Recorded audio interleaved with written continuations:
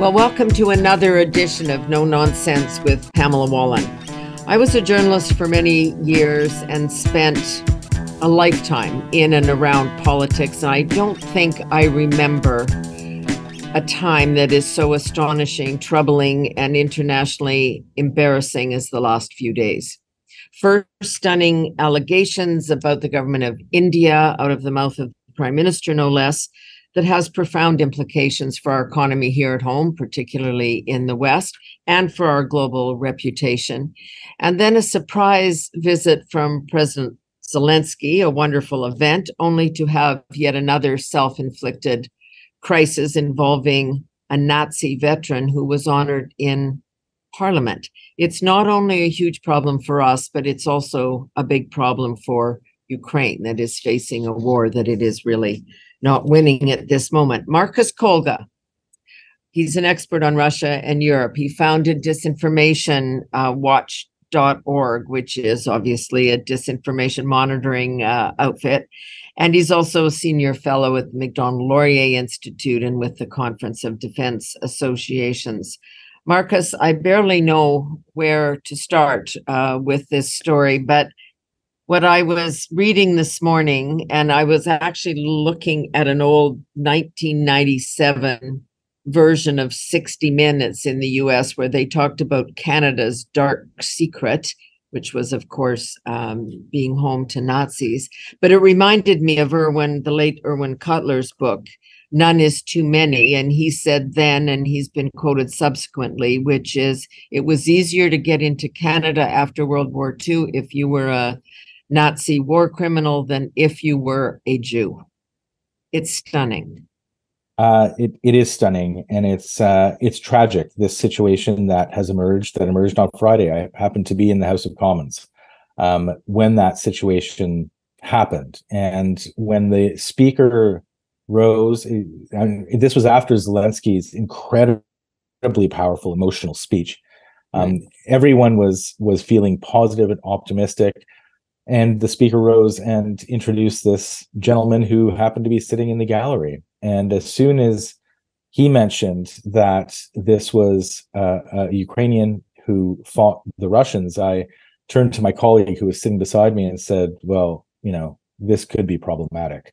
And I knew this right away because, the history of that entire region of the world is incredibly complicated, of course, but we know how Russia has used these sorts of narratives that we're now hearing all over the place since 2014, and even during the Cold War against the Ukrainian people. And there were, of course, Ukrainian independence fighters, those who were fighting for Ukrainian independence, who weren't on fighting with a German uniform on. But the fact that you had someone who was fighting in a Waffen SS unit stand up in the House of Commons and to be applauded like that was, quite frankly, shocking. And to be there amongst those who were in that crowd, it was deeply embarrassing. And I just feel terrible having witnessed that, being in that room, having, being forced to think about this over and over again over the past few days. I feel terribly for the Jewish community, especially those people, those families who suffered in the Holocaust, but also President Zelenskyy. We have to think about how embarrassing this must have been for a Jewish Ukrainian president to be standing there applauding this individual. It really was a terribly embarrassing moment, a historically embarrassing moment for Canada. This is what is so amazing to many of us, I guess, which is, to your point, you twigged instantly.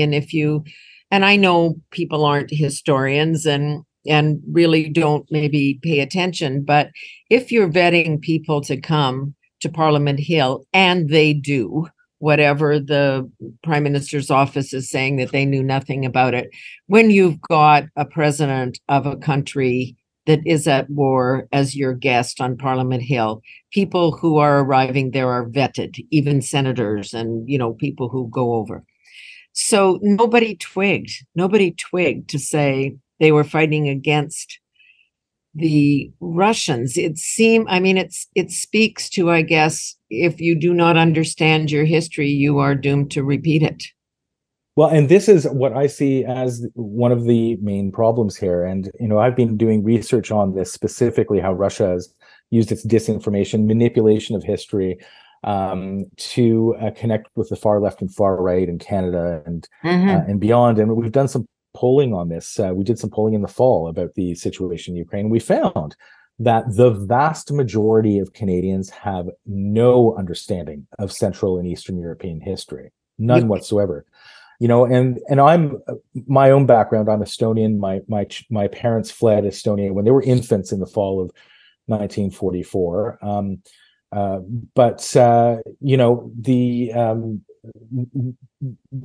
The Canadian understanding of that history is rather narrow. I mean, in World War II, we have the Allies against the Nazis, and that's very true from this perspective. But when you look at Central and Eastern Europe, they were occupied 3 different times. They were occupied by the Nazis, first by the Soviets, then by the Nazis, then by the Soviets. And so it's incredibly complex, and it's easy. That complexity and the lack of awareness here in Canada make it very easy for instance, for Russian propaganda to manipulate that history. When I was listening to this 60 Minutes version, they were talking about, why were Nazis so welcomed here and kind of come and live and we won't bug you. And the simple answer was kind of, well, as long as you were anti-communist, you got to come in.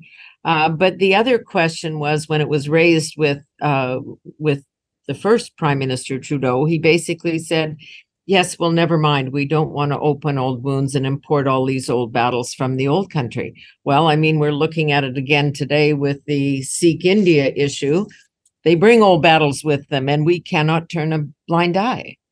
No, that's exactly right, and we're seeing this again now with World War II history. Yep. This one incident has exploded, and my real concern for all this is the division that this could cause amongst Canadians unnecessarily. This one incident, and further to your point about allowing these SS soldiers into Canada, sure. I mean, they were vetted to a certain degree, but not all individually. Now, were they all bad apples? Absolutely not. Were there bad apples among them? Probably. And so we should have done a much better job of looking at all of those individual histories, making sure who these people were, and we failed to do that. Well, and we did an inquiry. The Duchesne inquiry went into this in depth, and now today again you have the Jewish community, B'nai B'rith, others saying yes, but you kept half the information you found secret. Like, for God's sake, now let's just open the books. Let's just settle this kind of once and for all, so that we don't harbor these things quietly, let them simmer until they explode, right? Yeah, I don't see any problem with that. I mean, most of these people have now passed away. Exactly. Almost except for this one gentleman who managed to make it into Parliament. But I would go beyond that. I think that we've done a terrible job of holding a lot of violators of human rights who are involved in war crimes during the Second World War. A lot of them have been able to get a free pass. I mean, we could look, these Waffen SS legions were all over Europe. There were even 2 Russian legions or divisions that were fighting with the Nazis. And let's not forget, I mean, Italy was run by fascists, and Vichy France as well. And one of the areas where we've really missed is the Soviet crimes. Again, as an Estonian, during the first occupation in 1941, tens of thousands of Estonians, just Estonians, that's a small country, were deported. My own relatives were tortured and murdered for having too many cows.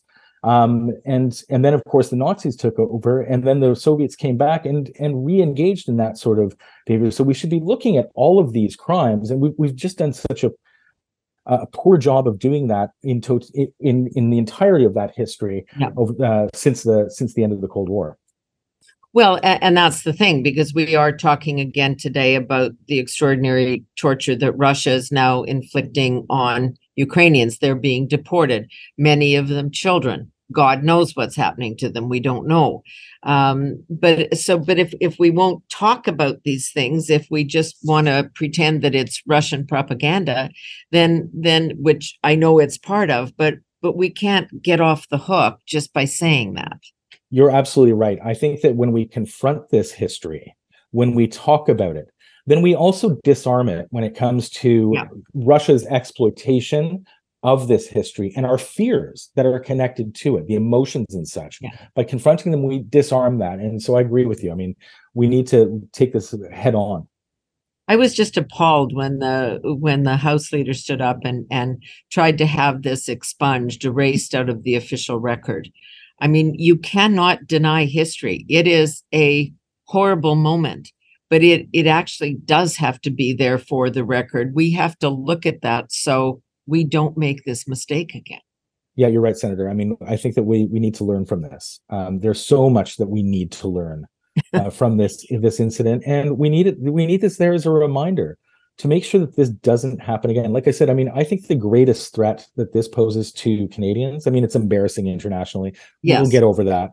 Domestically as well, I think we'll get over that to a certain degree when it comes to politics. But it is the division that it threatens to cause between these various different communities.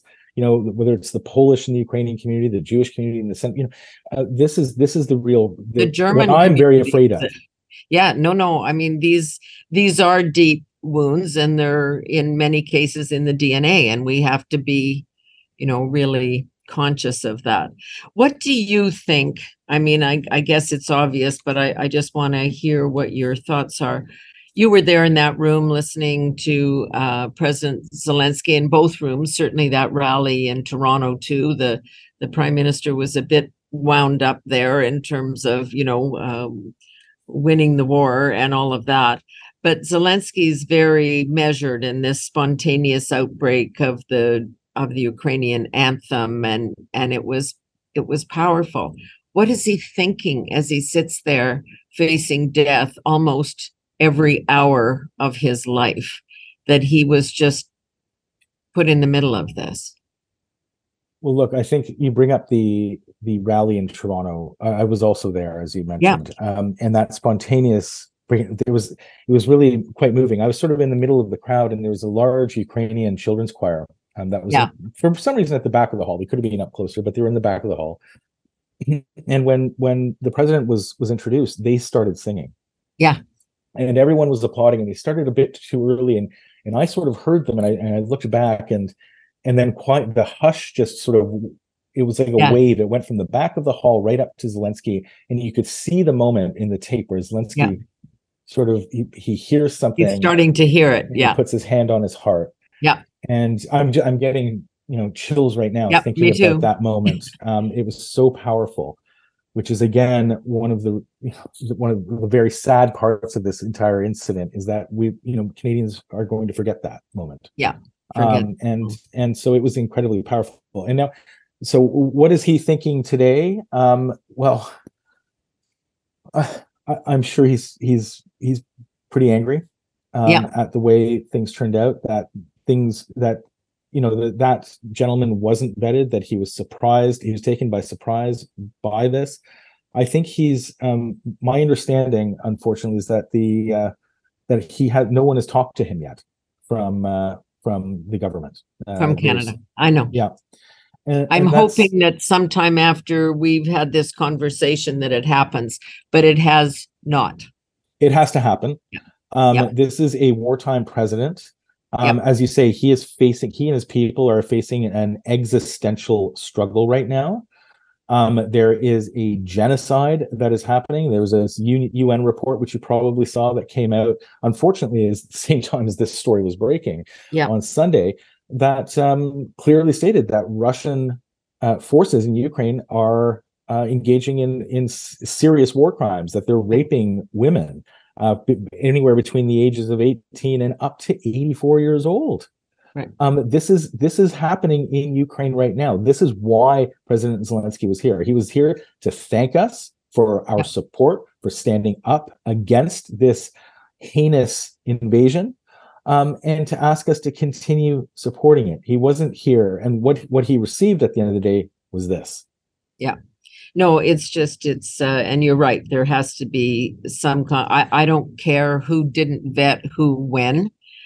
This is on the Prime Minister of the country to step up, because it is the whole country that, unfortunately now owes Ukraine an apology.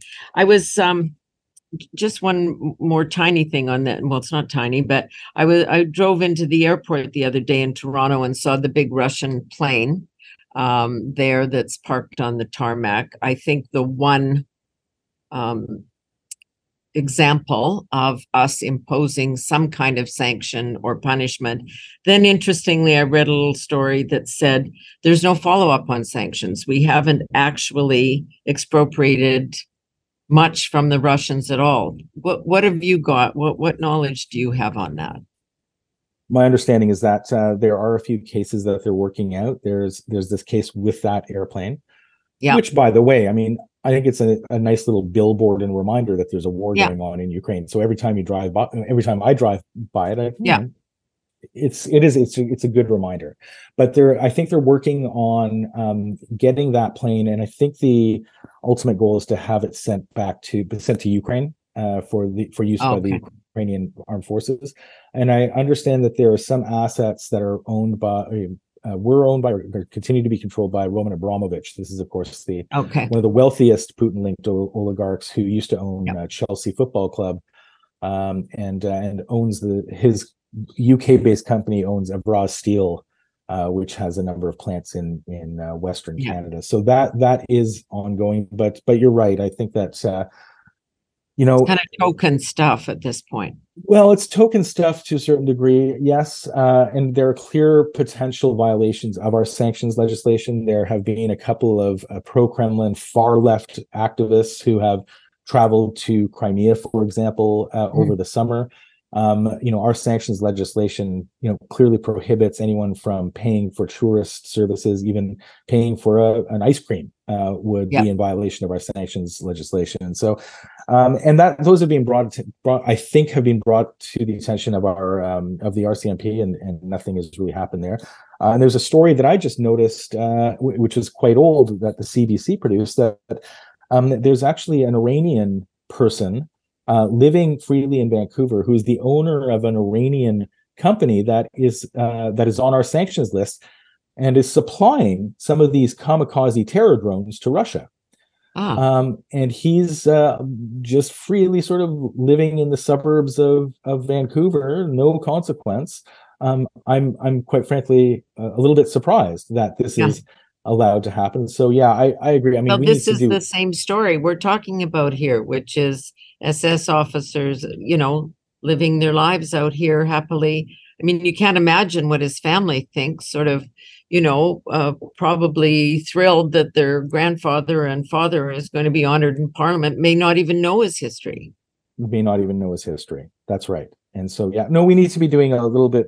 Oh, not a little bit. We need to be doing much better, quite a bit. Yeah. With regards to vetting, sanctions, all of this, and take it a bit more seriously. Put more resources. If it requires more resources, let's do that. If it requires new processes and investigation, let's do that too.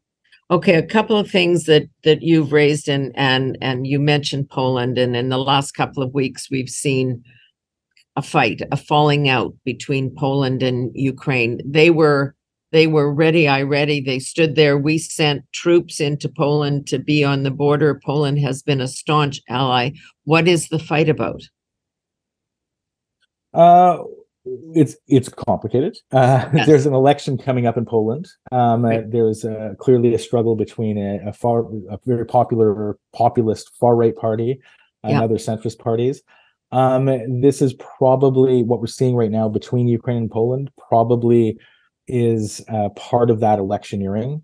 But where all this started was, the fact that Ukraine has an abundance of grain right now because Russia is blocking the transport of much of it to the markets that usually services with wheat and grain, and that really do rely on Ukrainian grain, and that's North Africa, parts of South Asia. That grain is not getting to those ports because you've got these warships that are preventing it from being transported. There was, of course, a grain deal between Turkey, Russia, and Ukraine that was active until earlier this spring, and the Russians refused to renew it.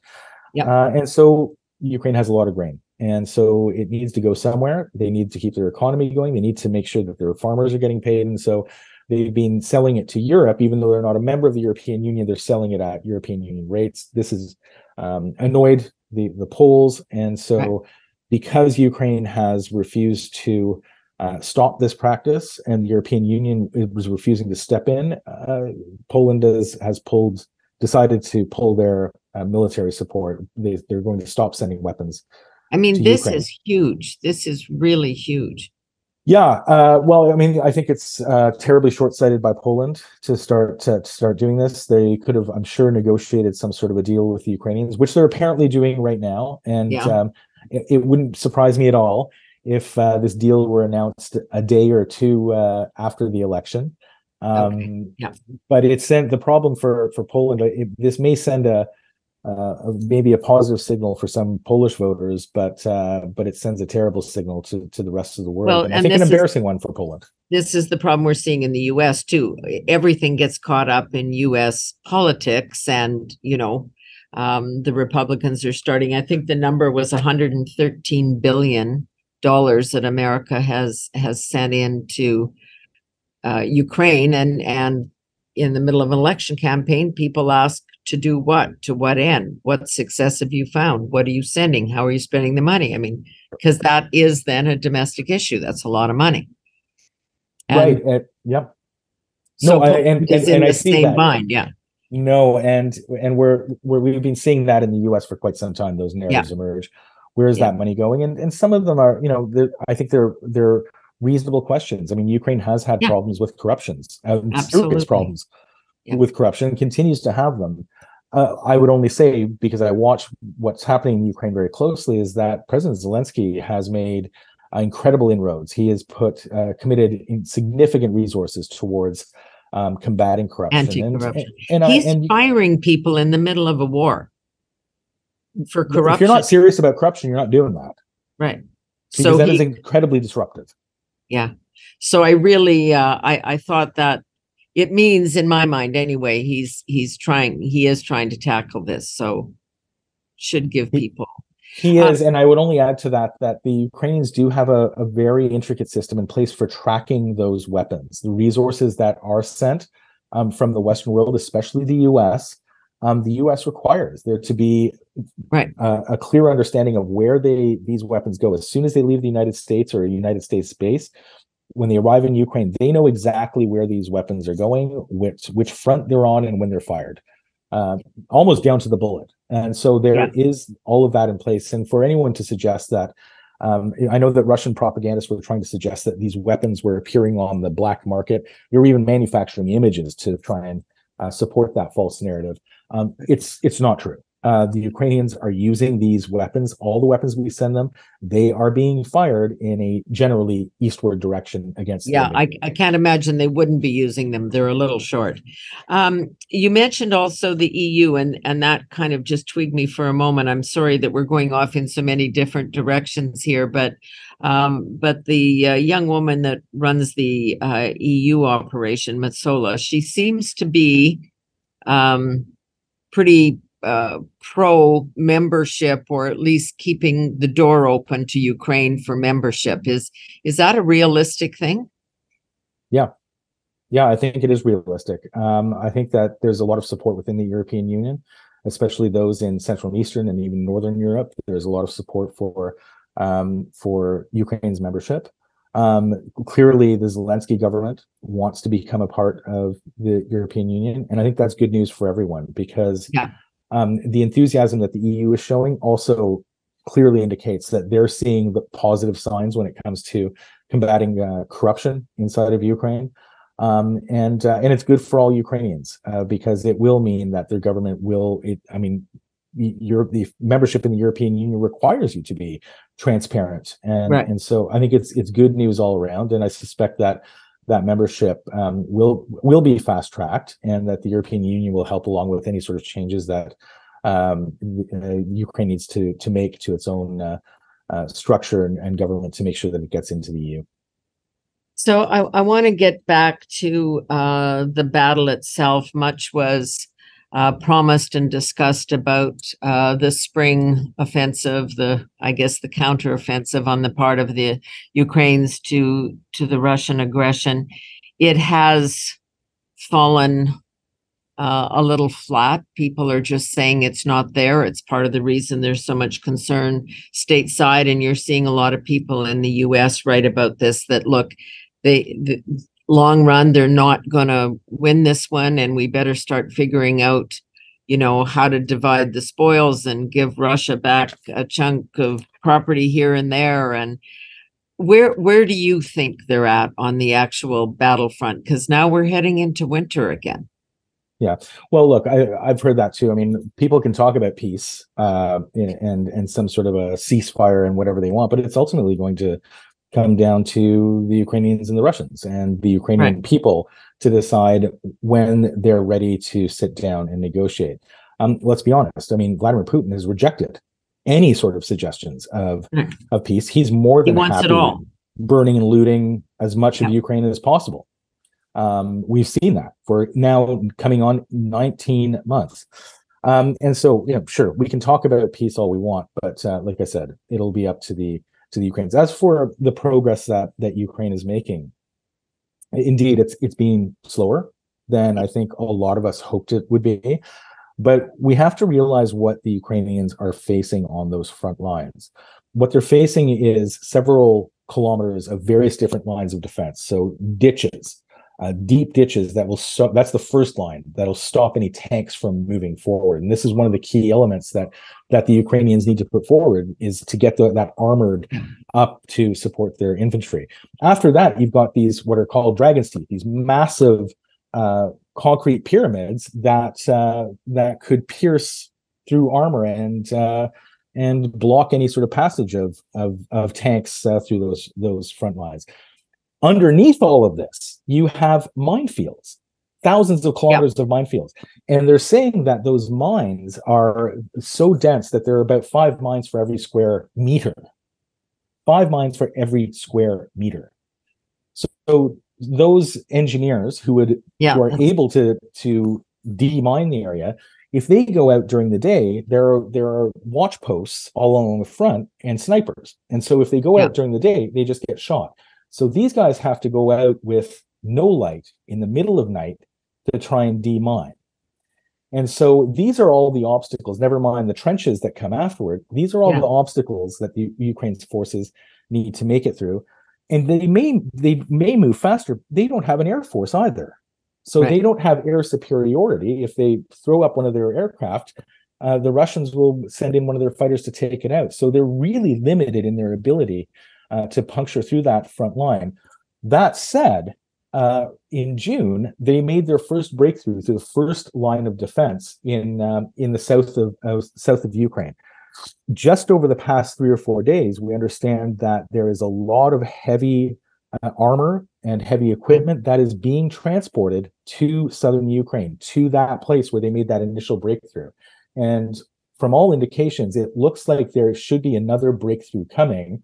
And the key here is that if they can break through in the next 2 to 3 weeks, in the next month, before the rain starts falling, that will give them an opportunity to set up that position so that in the winter they can continue pushing through. And the real key here is for the Ukrainians to be able to cut off that land bridge between Russia and Crimea so that they can try to retake Crimea. The second thing I would say that has been very successful for the Ukrainians is their use of drones, these homemade drones that they've patched up, whether they're undersea drones or long distance drones, and they're bringing that war to Russia. They are engaging in really successful long range attacks against Russia's navy in Crimea, against ships. Yeah, well, that story had a little bit. The Russians pushed back, which is, you said you killed our commander, but you didn't. He's still alive. Like, do we know anything about the facts surrounding that? You never know with the Russians. This could be the footage that they showed could have been from a few weeks ago, they just posted now. There are other, some analysts suggest that he was in a hospital bed when he was speaking. Who knows? Who knows? But clearly, I mean, there was at least a submarine that was destroyed by one of these drones, and another warship that was taken out of commission. And then, of course, there are these. The terror that Russia's been raining down on the Ukrainian people. There's a bit of that going the other way with these drones that are dropping on Moscow and really messing about with with The air Russians traffic. don't have drones. Why do they not have? Are they not high tech enough, the Russians, to counter with Well, drones? I mean, it's going to be snarky of me to say this, but the Russian Auditor General just in 2019 in his report to the Kremlin or to the Russian Parliament said that 1 in 4 Russian hospital doesn't even have running water. So yeah, no, they're not a really particularly high tech country. And the high tech that they had, they can no longer get their hands on semiconductors and the parts that they need from Europe because of the sanctions. And so, no, they're relying on Iranian technology. They're these kamikaze Shahad drones that the Iranians are more than happy to send over to Russia. Which always puzzles me about why the Americans are still doing deals with Iran. Like it makes me nuts. But maybe there's something I'm missing. I don't know. Yes, I agree with you. I don't get it either. I don't. But the positive thing there again is that the U.S. has now promised to send long-range missiles to the Ukrainians long enough that hopefully, whether it's drones or with those missiles, I've just read today that Ukraine is thinking about trying to strike some of those manufacturing facilities inside of Iran. Yeah. So really, you're saying the next couple of weeks, there's a window of opportunity for the Ukrainians to kind of get ready for the long haul, which will be winter, and then so it's winter. Yeah, so once the ground hardens up, the tanks can start rolling again, and I think that they'll continue to push then. And what they're really waiting for right now is the training of their pilots and the delivery of some of these F-16s.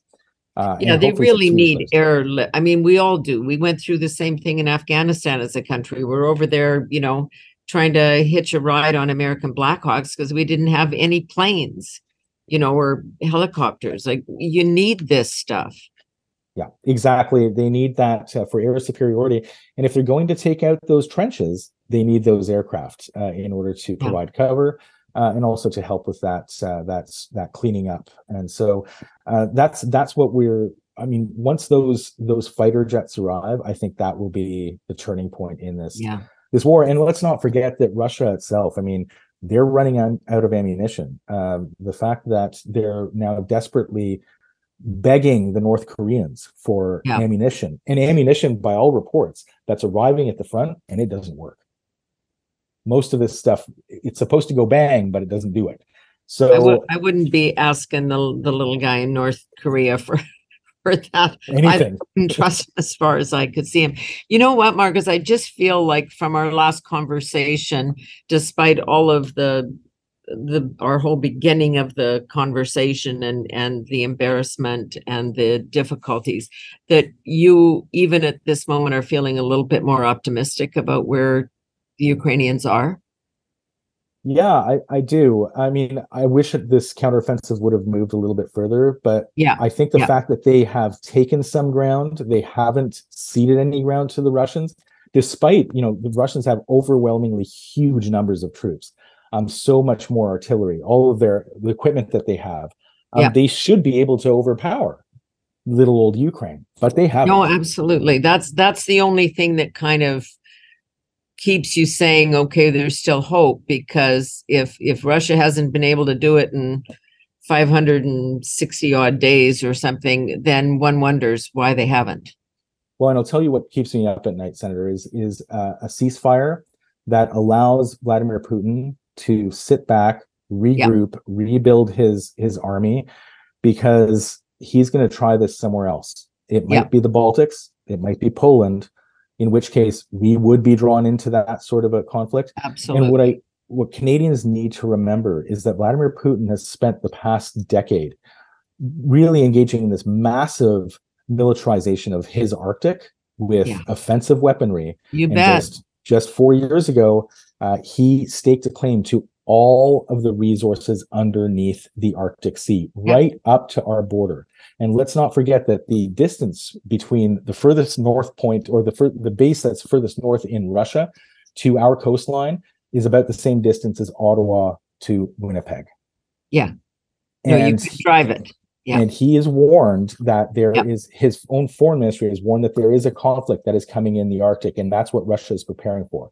So I would ask you, who's gonna start that conflict? Yeah, Not us. no, because I mean they pierce our airspace all of the time, just to basically say, to watch this space, right? We're right here, just in case you've forgotten. So there's a whole lot of reason for us not to be very naive and just think this is about a NATO conflict and we would have to meet our obligations. This might very well be about us as well. Thank you. Thanks. We did quite a tour today, and I think we've covered a lot of bases. Thank God that stuff's all in your head. It's very helpful to us. So thanks, Marcus.